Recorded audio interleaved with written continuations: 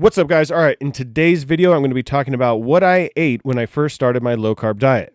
If you've been following along for a while now, you're going to want to fast forward to this point. For those of you who are stumbling across my channel for the first time, let me get you caught up on how we got to this point. My name's Dave, and I was able to lose 202 pounds in less than 23 months. 165 of those pounds was lost in 1 year after starting a low-carb diet. I'm not a coach, I'm not a trainer, I'm not a doctor, I'm not a nutritionist, I have no fancy titles, and on this channel, I'm just simply sharing my own personal experience and opinions. In January of 2021, I weighed in at an embarrassing 387 pounds. I knew I had to do something, but I wasn't ready to commit to diet or exercise. At this point, I was eating 3 meals a day. They were all large meals. Most of the meals were either fast food or sit-down restaurant. So I was taking in thousands and thousands of calories every day. So I decided at this point that I was going to try to eliminate lunch and only eat breakfast and dinner.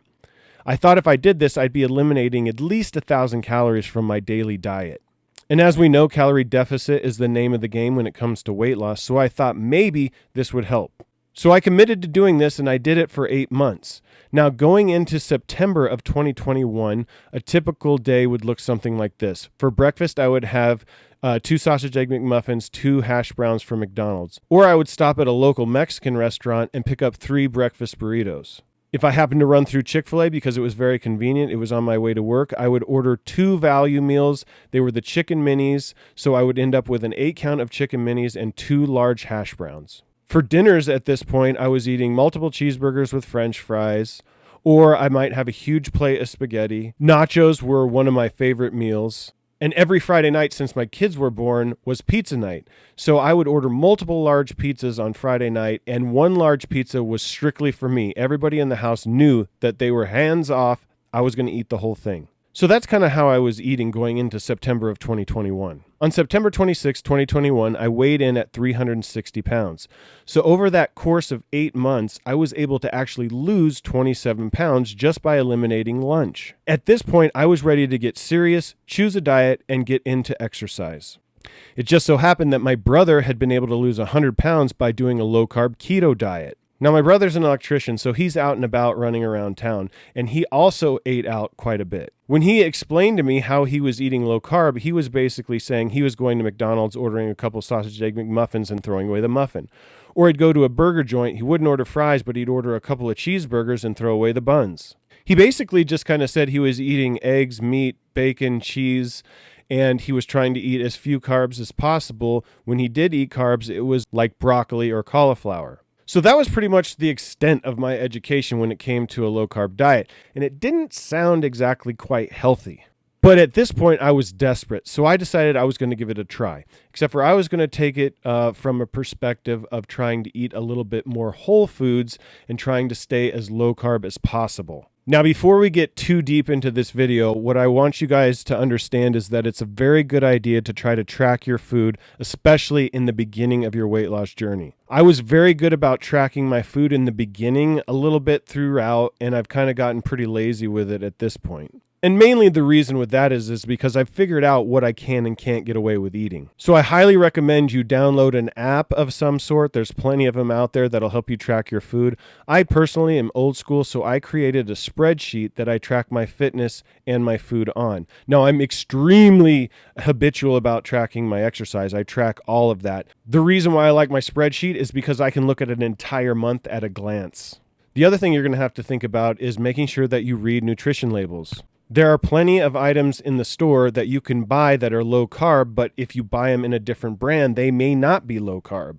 For example, these little Smokies are 2 grams of carbs per serving, while these Kroger brand Smokies are 6 grams of carbs per serving, so you would definitely not want to go with the 6 grams of carbs. So you need to get used to reading nutrition labels. Now, before I get into what exactly I ate, you guys have to understand that I'm just sharing this information with you because I want to give you an idea of the types of foods I was eating and what my thought process and my strategy was as I started. It is not to say if you eat exactly what I eat, you're going to lose weight. And quite honestly, the reason is we all metabolize food differently, and it also depends on your physical activity. If you're not doing any physical activity whatsoever, you're going to have to consume less. And if you're doing a lot of physical activity, you might be able to get away with eating a little more than somebody else. So it really is an experiment on your own body, and you really have to figure out how your body is responding to certain types of foods. So this is a learning experience, and you're going to have to be patient with it. And you're going to have to understand you're going to have your good weeks and you're going to have your bad weeks. But the point is not to give up and keep after it. With all that being said, let's get into what I actually ate the first week. Breakfast for the entire first week was exactly the same every day. It was 2 eggs, 2 egg whites scrambled, hot sauce, bacon bits, and 4 Jimmy Dean pork sausage links. And that equated to about 550 calories. Now, I wasn't overly obsessive about counting calories, especially at my dinner, but I did do it with breakfast and with my alcohol consumption. Now, like I said, there's tons of apps out there that can help you that will actually count the calories for you. And if you want to dive deep into that, by all means, go for it. But personally, I mainly counted calories around breakfast, alcohol consumption, and I was kind of loose with it when it came to dinner. So for the first night, I had 3 bunless bacon cheeseburgers for dinner. The second night, I had a 16-ounce steak and broccoli. The third night, I had a 16-ounce steak and bell peppers. The fourth and the fifth night, I had a 16-ounce steak with bacon-wrapped jalapeno poppers. And on the sixth night, I had a fajita bowl, which consisted of steak, bell peppers, onions, salsa, guacamole, and cheese. And on the last night of that week, I ordered a pizza. I scraped all the toppings off of the crust, ate only the toppings, and threw away the crust. Now, there was some alcohol consumed on a few days during that week, and basically what I did is I just compensated the extra calories by eating a little less at dinner time. The way I consumed alcohol was I would take 1 shot of vodka and mix it with a diet soda. I knew that one drink was going to be about 100 calories. And on the nights that I drank, I only drank a certain amount. I cut myself off at a certain number, and I factored that in, like I said, with eating a little less at dinner time. So that's what you're going to have to do if you want to try to consume alcohol. You're going to have to take those calories out of one of your other meals if you want to get away with trying to do it. And you're going to have to experiment. You know, everybody's affected differently. Like I said, obviously, I'm not promoting that you drink, and I would suggest that we try to get to a point where we're not drinking. But if I'm being honest, I was able to do that by doing it this way. I was very calculated with it, and I did not overconsume. My fitness level for this first week was fairly high. I did 60 minutes of cardio every day, all 7 days. And when I weighed in at the end of week 1, I weighed in at 349 pounds. So I had lost 11 pounds over that first week. Now, some would argue that was probably mostly water weight, and that very well could be because when you go on a low-carb diet, your body does not retain water like it does when you're eating lots of carbs. But either way, it was a move in the right direction, and it gave me a little bit of motivation, and I was excited to take on the second week.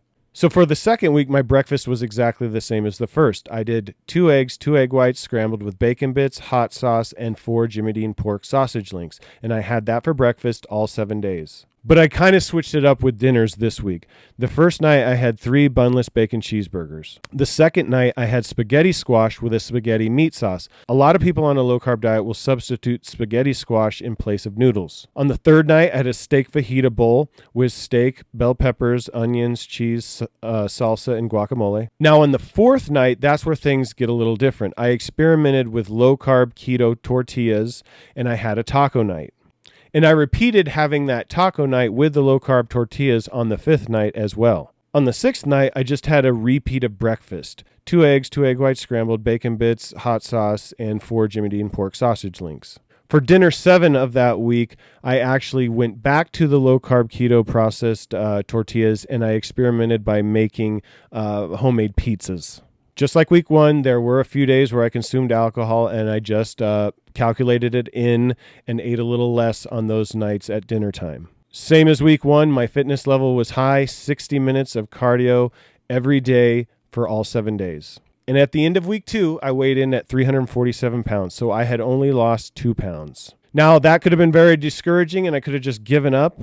But instead, what I did was I analyzed what were the main differences between week 2 and week 1. And what I knew right off the bat, because I was tracking my food, is that this week I had experimented with processed keto low-carb tortillas. With that said, going into week 3, I decided I was not going to eat any of the processed keto food, and I was going to try to cut calories during breakfast. So for week 3, breakfast looked like this. 2 eggs, 2 egg whites scrambled, bacon bits, hot sauce. But this time, instead of going with 4 Jimmy Dean pork sausage links, I went with 4 Jimmy Dean turkey sausage links. And that cut the calories from 550 down to 430. So it eliminated over 100 calories. I had that for breakfast all 7 days. So for dinner number 1 of that 3rd week, I went right back to fajita bowls, steak, bell peppers, onions, cheese, guac, salsa. Night number 2, 3 bunless bacon cheeseburgers.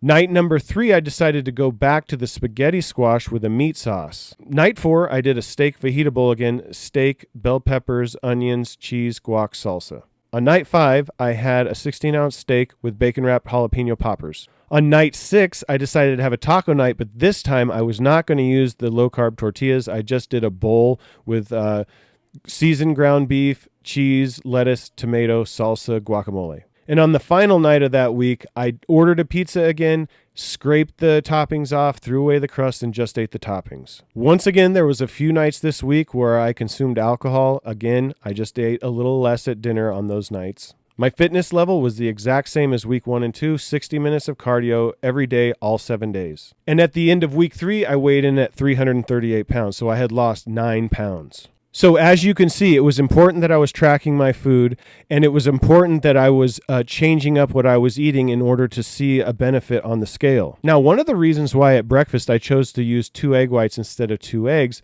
is because by using egg whites, I was able to significantly reduce the calories, but yet up the volume of food.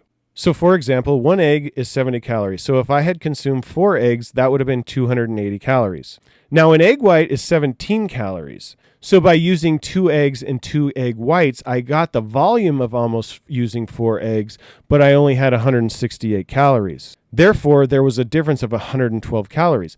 So that's a way, in my mind, you can kind of reduce calories but keep volume. Now, the counter argument to that is you don't want to keep volume up because you're trying to teach your body to eat less.